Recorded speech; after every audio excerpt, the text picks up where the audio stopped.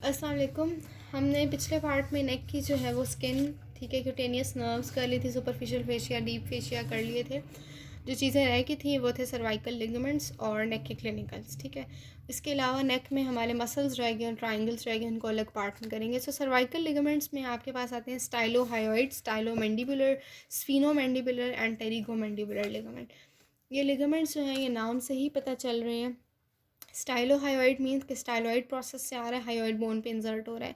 Stylomandibular means styloid process से आ रहा है, मैंडिबल पे इंसर्ट हो रहा है। स्फीनोमैंडिबुलर जो है इसका ये मतलब है कि स्फीनॉइड बोन से आ रहा है, मैंडिबल पे इंसर्ट हो रहा है। टेरिगोमैंडिबुलर का मतलब है टेरिगोइड प्लेट से आ रहा है, मैंडिबल पे इंसर्ट हो रहा है, ठीक है। तो ये देखिए 3 मैंडिबल पे और 1 हायोइड पे हो रहे हैं। सो बेसिकली ये सारे लिगामेंट स्ट्रेंथन कर रहे हैं नेक को।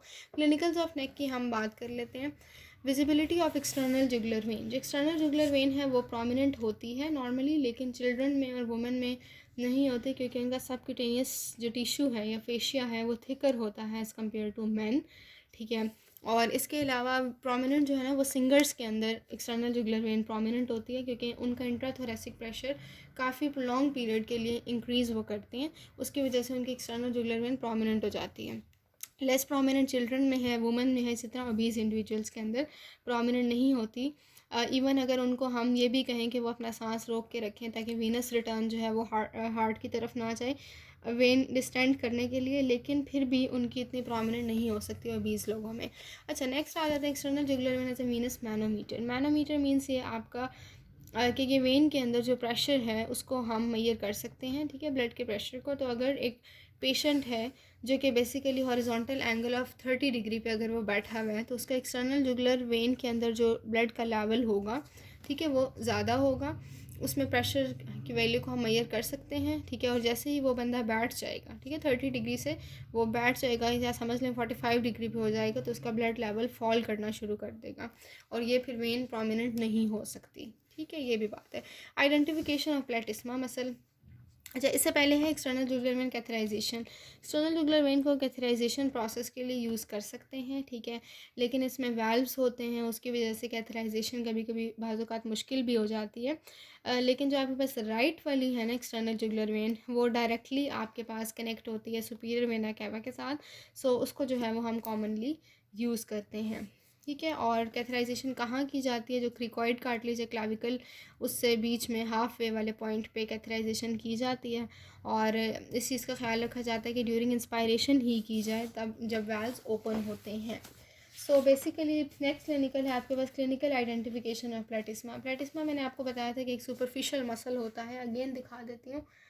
वो सुपरफिशियल मसल है, यहाँ पे नीचे क्लैविपिक्टोरल फेशिया से आता है और ऊपर इसी तरह यहाँ पे इंसर्ट हो जाता है। सो ये सुपरफिशियल मसल जो है इसको आइडेंटिफाई किस तरह किया जाता है? अगर कोई बंदा अपने जॉस को क्लेंच करके रखेगा, ठीक है, तो इसका ये मतलब है कि वो जो उस वक्त जो है प्लेटिस्मा मसल आप रिकॉग्नाइज कर सकते हैं।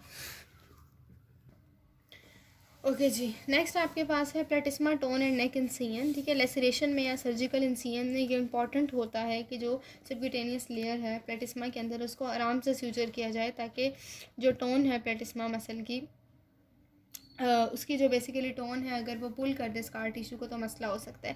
प्लेटिस्मा इनर्वेशन, माउथ डिस्टॉर्शन, ठीक है। इसमें ये कि प्लेटिस्मा मसल को कौन इनर्वेट करता है? फेशियल नर्व की सर्वाइकल ब्रांच होती है, ठीक है। सो ये अगर ये होता है कि अगर आपके पास लेसरेशन हो जाए मैंडिबल वाले पोर्शन में या फिर upper part of the neck में, तो शेप ऑफ माउथ चेंज हो सकती है अगर ये नर्व डैमेज हो जाएगी। नेक्स्ट आपके पास है प्रोटेक्शन एंड स्टर्नोक्लीडोमास्टॉइड। स्टर्नोक्लीडोमास्टॉइड मैं आपको दिखाती हूँ, क्योंकि ये वाला एक मसल है, ठीक है, जो साइड पे है, काफ़ी थिक बैंड की फॉर्म में प्रेजेंट होता है, इस तरह का मसल। ये वाला मसल जो है ना वो काफ़ी प्रोटेक्शन प्रोवाइड करता है, ठीक है। सो क्योंकि नीचे जो हमारे पास जो है कुछ ऐसे कैरोटिड शीथ को और वेजल्स,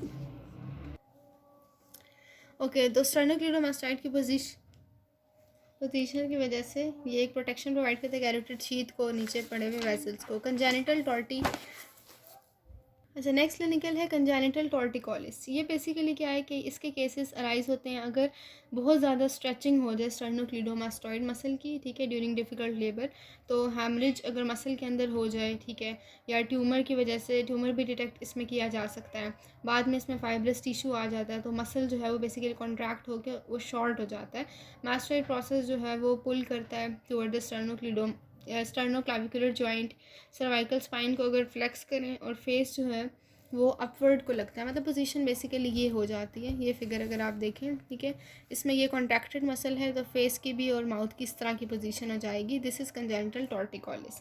नेक्स्ट है आपके पास स्पैस्मोटिक टॉर्टिकोलिस। इसके अंदर क्या होता है कि रिपीटेड अगर कॉन्ट्रैक्शन कराई जाए स्टर्नोक्लीडोमास्टॉइड की और ट्रेपीजियस मसल की, तो इसकी वजह से जो है स्पैस्मोटिक टॉर्टिकोलिस, मतलब समझ लें कि स्पैज़म हो जाता है इन मसल्स का। सो अगर एसेसरी नर्व का पार्ट कट किया जाए तो वो भी हो सकता है, वो करना पड़ता है इन सवेयर केसेस। ये आपके पास जो है स्पैस्मोटिक टॉर्टिकोलिस है, ठीक है। सो ये आपके पास आ गए हैं नेक के क्लिनिकल्स। अब ट्राइंगल्स रह गए हैं and the muscles which will be discussed in next parts. Thank you.